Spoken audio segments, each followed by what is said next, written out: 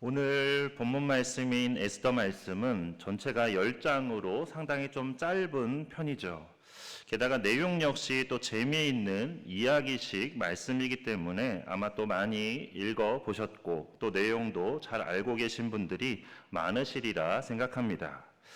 말씀의 배경은 이렇습니다. 주전 586년에 남유다가 바벨론에 의해 멸망하면서 유다 민족은 낯선 이방 땅으로 끌려가서 온갖 고생을 다했습니다. 우리가 이제 에스라 말씀을 나누면서 이 배경에 대해서는 우리가 많이 들었었죠. 자, 그러다가 이제 남유다를 멸망시킨 바벨론이 페르시아에게 망하면서 이제 근동 전역의 패권은 페르시아 제국의 차지가 되었고 또 남유다도 페르시아의 통치를 받게 되었습니다. 그런데 우리가 에스더 말씀을 나눌 때 함께 봤던 것처럼 하나님께서는 페르시아의 첫 번째 왕이었던 에스더 말씀이 에스라 말씀이죠. 제가 착각을 했네요. 이름이 비슷하다 보니까 자꾸 헷갈릴 때가 있습니다. 에스라 말씀을 나눌 때 함께 봤던 것처럼 하나님께서는 페르시아의 첫 번째 왕이었던 그 고레스 왕을 통해서 주전 537년에 약 5만 명의 유대인들이 스룹바벨과 예수아를 따라서 약속의 땅인 가나안 땅으로 돌아올 수 있도록 그렇게 해주셨습니다. 하지만 그 이방 땅에는 아직 이스라엘로 돌아가지 못한 수백만의 유대인들이 여전히 힘들고 서럽게 살아가고 있었습니다. 그런데 그렇게 살아가는 것도 힘든데 그만 더 큰 어려움이 그들에게 닥쳐오고 말았습니다. 왕 다음으로 높은 권세를 지닌 아각 사람 하만이라는 그 사람이 유대인들을 모두 죽이려고 음모를 꾸민 것입니다. 왕의 허락까지 받아서 페르시아 영토 전국 각지에 조서를 내렸는데 그 조서의 내용이 뭐였냐면 이런 내용이었습니다. 12월 13일 그 하루 동안 모든 유대인들, 젊은이나 노인이나 심지어 어린아이까지 유대인이면 다 죽이고 그 재산을 빼앗으라는 내용이었습니다. 이 조서로 인해서 유대인의 목숨은 정말로 바람 앞에 등불 같은 그런 신세였습니다. 그 조서에는 황제의 직인이 찍혀 있었기 때문에 그 조서의 내용대로 실시가 될 수밖에 없었던 것이죠. 그런데 하만이 왜 이런 명령을 내렸냐면 에스더의 사촌이자 양아버지인 그 모르드게 때문이었습니다. 페르시아 제국의 2인자라면 당연히 높임과 존경을 받아야 하는데 그래서 다른 신하들은 싫더라도 억지로 다 그 하만에게 그냥 꿇어서 절을 했는데 이 모르드게는 꿇지도 않고 절하지도 않았습니다. 그러다 보니까 하만이 기분이 좋을 리가 없겠죠. 모르드게에게 원한을 품게 된 겁니다. 내가 너만은 반드시 죽일 거다. 이런 생각을 하게 된 것이죠. 게다가 모르드게의 민족이 유대인이라는 것을 알고는 모르드게뿐만 아니라 모든 유대인까지 다 죽여야 되겠다. 이런 생각을 하게 됐습니다. 이처럼 모르드게 한 사람으로 인해서 유대 민족 전체가 생명을 잃게 될 그런 위기에 처하게 된 것입니다. 그런데 모르드게는 왜 하만에게 절하지 않은 걸까요? 그냥 꿇어 절하는 거, 이거 단지 그냥 고급 관리에 대한 그런 경의의 표시일 뿐입니다. 그리고 이것은 당시 페르시아뿐만 아니라 이스라엘에서도 보편적인 그런 관습이기도 했습니다. 그런데도 왜 굳이 자신의 목숨과 온 유대인의 목숨을 걸면서까지 그렇게 절하지 않았던 걸까요? 자존심이 너무나 세서 그런 걸까요? 그리고 하만은 왜 단 한 사람에 대한 그런 적개심 때문에 그 민족 전체를 그렇게 다 죽이려고 했던 걸까요? 그 이유는 모르드게의 집안과 하만의 집안이 아주 오래전부터 서로 적대적인 그런 관계였기 때문입니다. 성경은 이 하만을 아각 사람이라고 그렇게 소개하고 있습니다. 여기서 아각 사람이란 예전에 아말렉의 왕이었던 아각 왕의 후손을 뜻합니다. 그런데 이 아말렉 사람들이 어떤 사람들이냐면 일찍이 이스라엘 백성들이 출애굽해서 가나안 땅을 향해서 그렇게 나아갈 때 그들의 진로를 방해했을 뿐만 아니라 아주 악랄하게 공격해서 이스라엘에 큰 손실을 입혔던 그런 민족이 바로 이 아말렉 족속이었습니다. 그러니까는 뒤에서 약간 좀 뒤로 처지는 연약한 사람들, 부녀자들이나 병자들, 그런 사람들만 뒤에서 몰래 공격해가지고 아주 악랄하게 그렇게 이스라엘을 괴롭혔던 그 사람들이 바로 이 아말렉 족속이었습니다. 그래서 그 악랄함이 얼마나 극심했는지 이 일로 인해서 하나님으로부터 영원한 진멸의 대상이 된 사람들이 바로 이 아말렉 족속입니다. 또한 아말렉은 모르드게의 조상인 사울 왕과도 또 깊은 연관이 있는 그런 민족입니다. 사울 왕은 하나님의 명령에 따르지 않고 그렇게 아각 왕을 살려줬다가 하나님께 또 버림을 받기도 했습니다. 하지만 그렇게 하나님께 버림을 받기는 했지만 아각을 제외한 그 모든 아말렉 족속은 또 사울 왕에 의해서 그렇게 많은 사람들이 죽게 되었습니다. 그렇기 때문에 모르드게와 하만은 또 서로 적대적인 그런 관계일 수밖에 없었습니다. 그러니까 두 조상들로부터 시작해서 그렇게 계속해서 원수 집안이었던 것이죠. 이러한 이유로 모르드게는 하만에게 절대로 절할 수가 없었고, 하만 역시 그런 모르드게뿐만 아니라 유대민족 전체를 그렇게 죽이려고 했던 것입니다. 게다가 모르드게가 절하지 않은 이유는 단지 그냥 자존심 때문만이 아니었습니다. 오히려 그에게는 이것보다 더 크고 중요한 이유가 있었는데, 그 이유가 뭐냐면 하만이 모르드게에게 요구한 것이 그냥 단순한 어떤 의식적인 그런 절이나 경배가 아니라 어떤 신적인 경배를 요구했기 때문입니다. 그래서 하나님만을 섬기는 모르드게로서는 그런 요구에 응할 수가 없었던 것이죠. 모르드게는 나 외에는 다른 신을 섬기지 말라는 하나님의 그 말씀에 순종을 했던 것입니다. 또한 우상을 섬기며 절하지 말라는 그 말씀에도 순종을 했던 것이죠. 하만이 아무리 높다 할지라도 그냥 사람에 불과한 그 하만에게 꿇어서 그렇게 신적인 경배를 할 수가 없었던 것입니다. 그래서 모르드게는 그런 하만의 요구를 거절했던 것이죠. 하지만 그런 모르드게에게 돌아온 것은 자신과 유대민족 전체의 사망 선고나 다름이 없었습니다. 12월 13일이 되면 모두가 다 죽임을 당할 수밖에 없게 된 것이죠. 그야말로 엄청난 고통과 괴로움이 바로 코앞에까지 닥쳐온 것입니다. 우리의 삶에도 때때로 이런 일들이 일어나곤 합니다. 우리가 어떤 죄를 지어서 하나님께 벌을 받을 때도 있겠지만 신실하게 하나님의 말씀대로 살았음에도 불구하고 오히려 어려움과 고난을 겪을 때가 있습니다. 그리고 그 어려움과 고난으로 인해서 우리는 마치 하나님께 버림받은 것 같은 그런 생각이 들 때도 있습니다. 하지만 하나님은 결코 우리를 버리지 않으시는 분이십니다.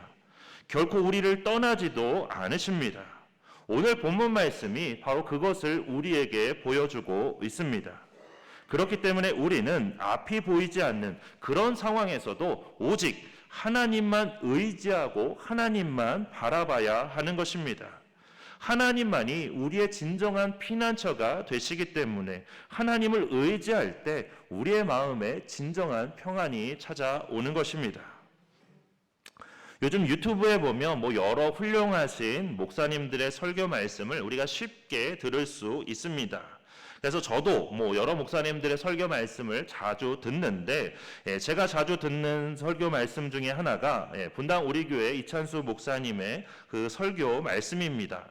예전에 이제 신학생 때부터 자주 듣기는 했었는데, 그런데 한 번은 이제 목사님께서 그 분당 우리 교회의 어떤 청년 자매에 대한 이야기를 해주셨습니다. 그게 벌써 한 10년 전쯤 된 것 같아요. 근데 저는 그 이야기를 들으면서 모든 상황을 뛰어넘는 하나님의 평강이란 무엇인가, 그런 것들을 다시 한번 좀 깊이 깨닫게 됐습니다. 그래서 잠깐 그 이야기를 좀 들려드리고자 합니다. 어느 날 교회 청년 자매가 목사님을 찾아왔습니다. 얼굴도 예쁘장했지만 하도 밝고 생글생글 웃는 모습이 너무나 예쁘고 인상이 좋은 그런 자매였습니다. 예쁜 사람도, 얼굴이 예쁜 사람도 막 인상 쓰고 있으면 가까이 가기가 어렵죠. 그런데 얼굴은 그렇게 그냥 수수해 보이더라도 생글생글 웃고 하면 참 그 모습이 너무 좋아 보이는 그런 사람들이 많이 있습니다. 아마도 이 자매가 딱 그런 모습이었던 것 같습니다. 그런데 이 자매가 목사님께 하는 이야기를 들어보면 그런 생글생글하고는 전혀 거리가 먼 이야기였습니다. 이 자매가 뭐라고 했냐면, 목사님, 제가 루푸스 환자예요. 이렇게 말했습니다. 루푸스 병이 뭔지 아시나요? 잘 모르시죠? 저도 그 이야기를 듣기 전까지는 루푸스 병이 뭔지를 잘 몰랐습니다. 그리고 이찬수 목사님도 이제 그 자매를 만나서 이야기를 듣기 전까지는 루푸스 병이 뭔지를 모르셨습니다. 그래서 나중에 그 자매가 가고 난 다음에 인터넷으로 검색을 해보셨습니다. 그랬더니 이런 설명이 나왔습니다. 인체 외부로부터 몸을 보호하는 면역체계에 이상이 와서 면역체계가 자기 몸을 공격하는 병이 루푸스다. 그러니까 쉽게 말해서 우리 몸에 어떤 나쁜 균이 들어오면 우리의 면역체계가 갑자기 활발하게 일을 하면서 그 나쁜 균이 들어온 그 균에 달라붙어 가지고 그 균을 죽여 없애죠. 그렇기 때문에 우리가 병에 걸리지 않는 겁니다. 그런데 이 면역체계에 이상이 생기게 되면 이 면역체계가 나쁜 균을 죽여야 되는데 나쁜 균을 죽이는 게 아니라 오히려 자기 몸을 공격한다는 겁니다. 그게 바로 루푸스 병입니다. 그래서 이 루푸스 병이 무서운 게 뭐냐면 그 면역체계가 눈을 공격하게 되면 눈이 실명하게 되고, 귀를 공격하면 들을 수 없게 되고, 간을 공격하면 간이 망가지게 되는 겁니다. 그래서 이 자매도 이 루푸스 병을 앓고 1년 만에 신장이 다 망가졌다고 합니다. 그러면서 목사님과 대화하고 나가는데 목사님 말씀으로는 그 모습이 전혀 병자 같지 않고 너무나 평안해 보였다고 합니다. 그래서 그 자매에게 자매님의 이야기를 좀 정리해서 듣고 싶다는 그런 메일을 보내셨습니다. 그랬더니 아주 긴 답메일이 왔는데 그 중에 일부 내용이 이런 내용이었습니다. 서울대 병원에서 겨울 내내 있었지요. 팔은 주사로 만신창이가 되고 어떨 때는 고열로 몰핀을 맞아도 효과가 없어서 고생도 했는데 그때도 역시 병원을 내 집처럼 드나들었어요. 스테로이드 부작용으로 고관절이 망가지는 혈성 골괴사라는 병을 얻었고 앞으로 인공관절 삽입 수술을 해야 하고요. 또 포도망막염 때문에 시력을 잃을 뻔도 하고 대상포진은 3번이나 걸렸었고 항생제 부작용으로 죽을 뻔도 하고 행복전도사가 말했던 통증, 즉 섬유근통도 있어요. 그리고 지금도 발작을 일으킬 수 있고 길거리 가다가 쓰러질 수 있고 편두통, 천식, 백혈구 감소증, 혈소판 감소증, 혈관염 등등 1%도 안 되는 집단에 포함되어 있는 재미없는 환자예요. 이렇게 자기를 소개했습니다. 그런데 그 다음에 어떻게 이야기를 하고 있냐면 이런 말을 합니다. 그런 18년 동안 저에게 가장 큰 변화는 병명이 많아진 게 아니라 나에게 일하시는 하나님을 만난 겁니다. 살아계신 하나님, 아무것도 아닌 나를 자녀 삼아 주시고 그렇게 못되게 군 저를 끝까지 기다려 주시고 변화시켜 주신 내 하나님 말이죠. 찬양팀을 섬기는 게 봉사가 아니라 은혜라는 것을 알게 해주신 하나님을 경험하는 것은 정말 기쁜 일이었어요. 그런 수술이나 검사가 있을 때마다 기도하게 하시고 집에 있을 때도 성경을 읽게 만드신 주님의 힘, 그리고 성경을 통해 너무나 빨리 내게 답해 주시는 신실하신 하나님을 경험한 거예요. 저 같은 문외한에게 성경으로 말씀으로 찬양으로 바로바로 답해 주시는 고마우신 하나님을 경험한 저는 매일 매순간 감사가 나왔어요. 아침마다 제 입에서는 평화로다, 하늘 위에서 내려오네 라는 찬양이 나와요. 친구들은 제가 하는 주님에 대한 말에 귀를 기울여주고 정말 살맛이 난다고 할까요? 아픈 것쯤은 정말 아무것도 아니게 된 거예요. 아니, 제겐 은혜와 기쁨이 된 거죠. 아프지 않았으면 결코 느끼지 못할 그런 기쁨이요. 사실 지금도 저는 약을 많이 늘렸어요. 혈관염이 너무 심해서 손가락을 건드릴 수도 없고 12월 30일에 응급실을 다녀왔는데 응급실에서도 저는 엄마랑 얘기하면서 웃었어요. 오랜만에 왔다, 그지? 저는 계속해서 아픈 걸 낫게 해달라는 기도를 하지 않아요. 처음부터 끝까지 저의 기도는 낮아지게 하시고 예수님의 발 뒤꿈치라도 예수님 닮아가는 사람이길 바라는 거예요. 가끔 제가 또 높아지려고 하는 순간이 있어요. 그때는 어김없이 저를 낮추어 달라고 기도해요. 또 예수님 닮기를 진심으로 바래요. 어려운 일이지요. 말로만 해서는 안 되고요. 조금씩 노력하고 있고 하나씩 실천할 때마다 감사와 감사를 또 드릴 수밖에 없어요. 이 일들이 다 저에겐 은혜고 기쁨이고 돈으로 살 수 없는 그런 감동입니다. 앞으로 제가 어떻게 될지 그건 주님만 아시겠지만 주님을 만나는 날 내가 너로 인해 참 좋았노라, 내가 너로 인해 참 기뻤노라 라고 말씀해 주시길 바랍니다. 이 자매의 이야기를 들으면서 베드로전서 1장 6절과 7절 말씀이 생각이 났습니다. 그러므로 너희가 이제 여러 가지 시험으로 말미암아 잠깐 근심하게 되지 않을 수 없으나 오히려 크게 기뻐하는도다. 너희 믿음의 확실함은 불로 연단하여도 없어질 금보다 더 귀하여 예수 그리스도께서 나타나실 때에 칭찬과 영광과 존귀를 얻게 할 것이니라. 아멘. 이 말씀처럼 우리는 여러 가지 시험으로 인해서 우리가 근심이 있을 수밖에 없습니다. 살면서 참 많은 근심들을 겪게 됩니다. 지금 겪고 있는 근심이 사라지면 다 괜찮아질 것 같지만 그러나 그 근심이 사라지면 또 다른 근심이 우리에게 오기 마련입니다. 이처럼 우리는 늘 다양한 어려움과 고난과 근심 속에 있을 수밖에 없습니다. 하지만 오히려 그 근심으로 인해서 우리는 하나님께 더 기도하게 되고 더욱더 하나님을 의지하게 됩니다. 그래서 결국에는 슬픔을 기쁨으로 바꿔주시는 그런 하나님의 놀라운 역사하심을 우리가 보게 되는 것입니다. 에스더 시대의 유대 민족도 마찬가지였습니다. 하만의 그런 음모로 인해서 당시 모든 유대인들은 더욱더 하나님만 바라보며 하나님을 의지하고 하나님께 기도하게 됐습니다. 사흘 동안 금식 기도를 하면서 더욱더 하나님께 매달리게 됐던 겁니다. 또한 에스더 역시 내가 죽으면 죽으리라는 그런 결단을 가지고 하나님만 의지하며 왕 앞으로 나아갔습니다. 그 결과 자신과 민족 전체의 생명을 구하게 되었고 모든 유대 민족 역시 사형 선고나 다름없었던 그 12월 13일에 오히려 자신들을 죽이려고 했던 그 대적들에게 원수를 갚을 수 있게 되었습니다.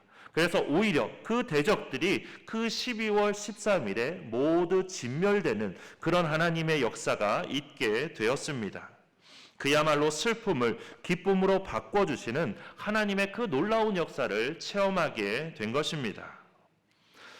그런데 이 사실을 아시는지 모르겠는데 에스더서에 보면 하나님께서는 유대민족에게 당시 그 유대민족에게 그 어떤 말씀도 주시지 않으셨습니다. 선지자를 통해서 그들에게 하나님의 말씀을 주실 법도 한데 그 어떤 말씀도 그들에게 주시지 않았습니다.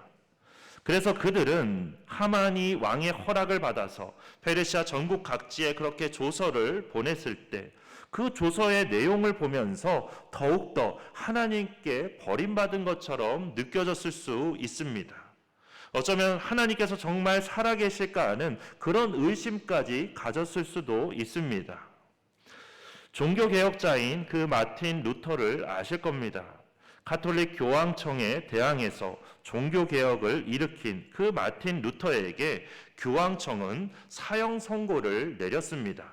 교황청을 대적한다는 이유로 마틴 루터에게 사형 선고를 내린 겁니다. 그래서 루터는 늘 이 일 때문에 불안과 고민에 휩싸여 있었습니다. 언제 어떻게 죽을지 모르는 그런 생명의 위협 때문에 한시도 마음이 편할 수가 없었던 거죠. 그러던 어느 날 집에 들어가 보니 아내가 상복을 입고 있었습니다. 그래서 루터는 누가 죽어서 상복을 입고 있는지 아내에게 물었습니다. 그러자 아내가 하는 말이 하나님께서 돌아가셔서 상복을 입고 있다고 말했습니다. 이 말에 루터는 화를 내면서 어찌 하나님이 돌아가실 수 있는 분이냐며 아내를 막 책망했습니다. 그러자 루터의 아내가 하는 말이 당신이 그렇게 걱정하며 근심하는 것을 보니 하나님께서 돌아가신 게 분명하다는 겁니다. 만약 그렇지 않다면 그렇게 걱정하며 근심할 이유가 없다는 겁니다. 살아계신 하나님께서 지켜주실 텐데 왜 그렇게 걱정하며 근심하냐는 것이죠. 루터는 이 말에 용기를 얻었습니다. 그리고는 결국 거대한 교황청에 맞서서 복음의 순수성을 지키기 위한 그런 종교개혁의 막중한 그런 사명을 감당할 수 있었습니다. 하나님은 지금도 살아 역사하십니다. 지금도 우리와 함께하고 계십니다. 에스더 시대의 유대 민족에게 어떤 말씀도 주시지 않으셨지만 그래도 늘 그들과 함께 하시며 그들을 인도해 주셨습니다. 그래서 왕후를 뽑을 때 사실은 에스더가 왕후가 될 수가 없었습니다. 페르시아 명문 가문에서 왕후를 뽑게 되어 있었기 때문에 그렇기 때문에 포로로 잡혀와 있는 그런 유다 출신의 에스더가 왕비가 될 가능성은 전혀 없었습니다. 그런데 에스더가 왕비가 될 때는 정말 이례적으로 그렇게 유대인인 에스더가 왕후가 될 수 있도록 그 모든 것들이 그렇게 길이 열렸습니다. 그러니까 하나님께서 그렇게 되도록 이스라엘을 구원하시도록 그렇게 역사하셨던 겁니다. 또 죽으면 죽으리라는 심정으로 에스더가 왕 앞에 나아갔을 때 사실 왕의 허락 없이 왕 앞으로 나아가면 아무리 왕후라 하더라도 왕에게 죽임을 당할 수 있었습니다. 왕이 허락하지 않으면, 왕이 그것을 받아들여주지 않으면 죽을 수 있었던 겁니다. 그리고 그 당시는 왕이 에스더를 찾지 않은 지 너무나 오래되었기 때문에 사실 왕의 진노를 사서 죽을 가능성이 더 많았습니다. 그렇기 때문에 에스더도 두려운 마음으로 왕 앞에 나아갔던 겁니다. 하지만 하나님은 어떻게 역사하셨냐면 그 왕의 눈에 그 에스더 왕비가 누구보다도 더 사랑스럽게 보이도록 하셨습니다. 그래서 오히려 왕께 더 큰 은혜를 얻게 하셨습니다. 그러니까 이 모든 일들은 결국 하나님께서 유대 민족을 구원하기 위해서 하셨던 일들입니다. 이 외에도 에스더서 곳곳에 보면 하나님께서 그들을 지켜주시고 그들의 슬픔을 기쁨으로 바꿔주셨다는 것을 알 수 있습니다. 단지 그들에게 말씀을 직접적으로 주시지만 않았을 뿐이지 그들과 늘 함께 하시며 그들을 지켜주시고 그들을 보호해 주셨던 것이죠. 나라를 잃은 아픔과 강제로 다른 나라에서 고된 삶을 살아야 하는 그 서러움, 그러나 그 속에서도 하나님께서는 이처럼 그들을 지켜주시고 구원해 주셨습니다. 그리고 이건 우리나라도 마찬가지입니다. 이제 얼마 안 있으면 우리 3.1 만세운동을 기념하는 3.1절이 다가오는데 우리나라도 일본에 의해서 강제로 나라를 빼앗기면서 큰 아픔과 서러움 가운데 있었지만 하나님께서 이 나라를 지켜주시고 구원해 주셔서 우리나라가 여기까지 올 수 있었습니다. 일제에게 나라를 빼앗기기 직전에 기독교가 이 땅에 들어왔다는 것은 결코 우연한 일이 아니라는 것이죠.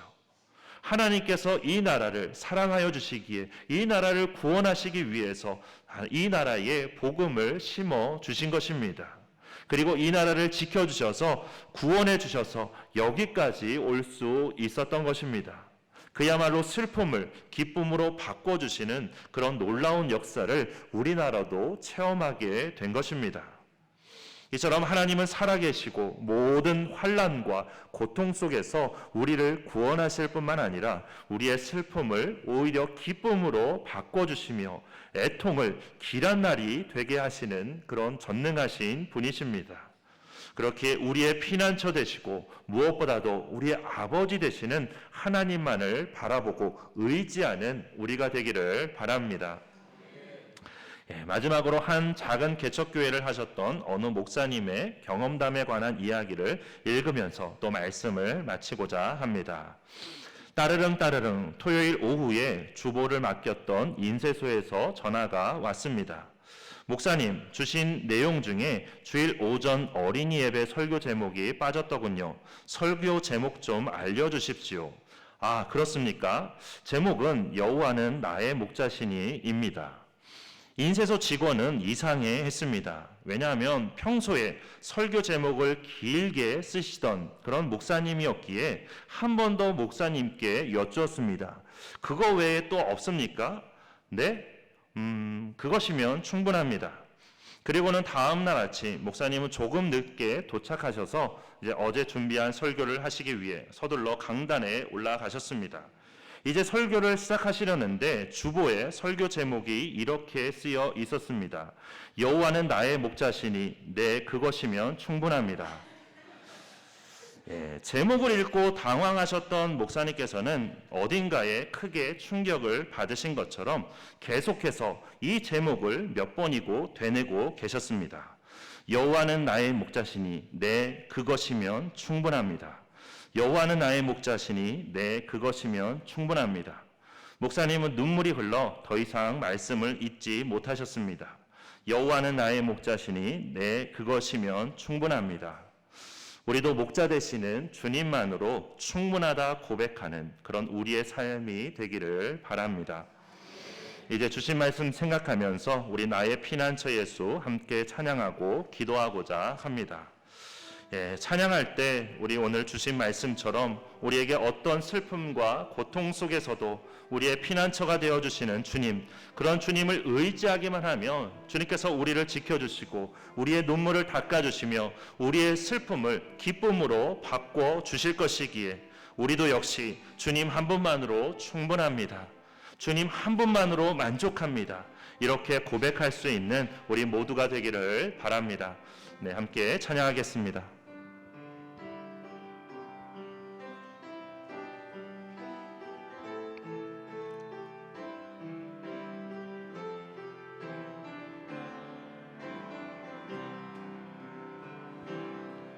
나의 피난처 예수 의지해요. 나의 피난처 예수 의지해요.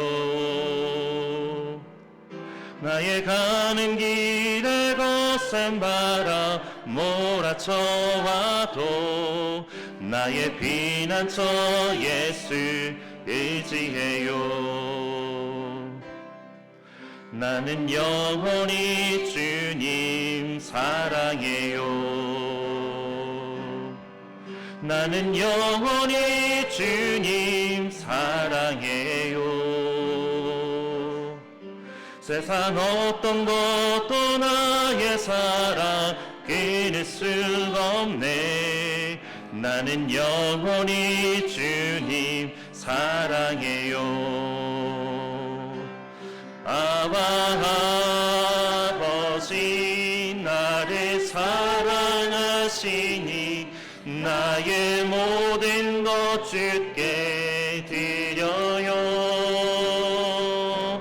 아바 아버지 내가 여기 있으니 주님 영광 위하여 써주. 우리 다시 한번 찬양하겠습니다. 나의 피난처, 나의 피난처 예수 의지해요.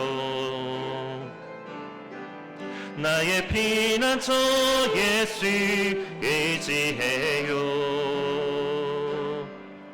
나의 가는 길에 거센 바람 몰아쳐와도 나의 피난처 예수 의지해요.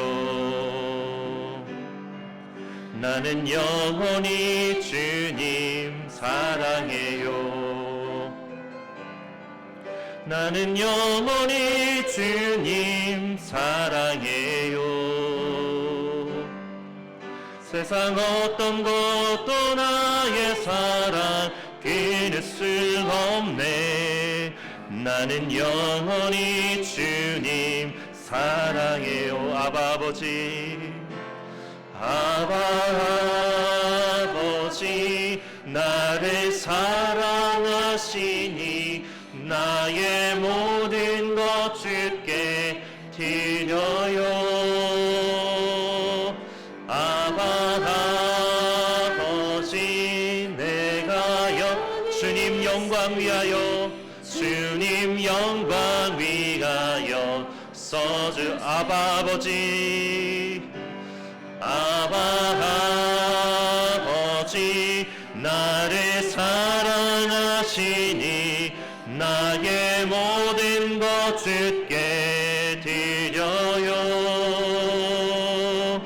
아바 아버지, 내가 주님 교회 위하여, 주님 교회 위하여 써주세요. 아바 아버지, 아바 아버지, 나를 사랑하시니 나의 모든 것 주께 드려요.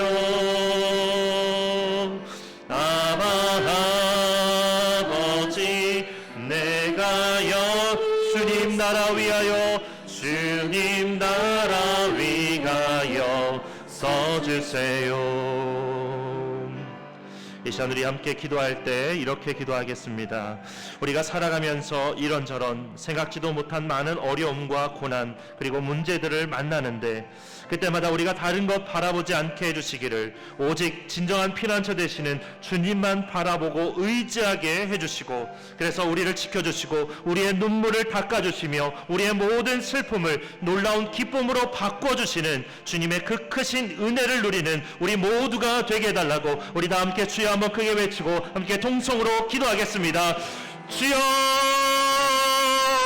사랑이 많으신 하나님 아버지, 오늘도 이렇게 주일 저희들을 불러주시고 함께 하나님의 말씀을 나누며 함께 기도할 수 있도록 인도해 주시니 감사합니다. 하나님, 이 시간 다시 한번 우리가 주님만 바라보고 주님만 의지하기로 다짐합니다. 우리의 피난처 되시는 주님, 그 주님만을 바라보며 그 주님만을 의지하기로 다짐합니다. 하나님, 우리가 살아가면서 삶에 여러 가지 많은 어려움과 고난과 문제들을 만날 때가 있습니다. 때로는 우리가 지은 죄로 인해서 그런 어려움과 고난들을 만날 때도 있지만, 때로는 하나님 이유 없이 우리도 알지 못하는 사이에 그런 어려움과 고난과 문제들을 만날 때도 있는데, 하나님 그때마다 우리가 다른 것 바라보지 않게 하여 주시옵소서. 다른 것 의지하지 않게 하여 주시옵소서. 우리에게는 우리의 진정한 피난처 되시는 주님께서 계시다는 그 사실을 잊지 않게 하여 주시고, 오직 주님만 바라보고 주님만 의지할 수 있도록 인도하여 주시옵소서. 하나님, 우리가 그렇게 할 때에 하나님 우리를 지켜주시고 우리의 눈물을 닦아주실 줄 믿습니다. 하나님, 유다 민족을 주님께서 기억하여 주시고 그들을 구원하여 주셨던 것처럼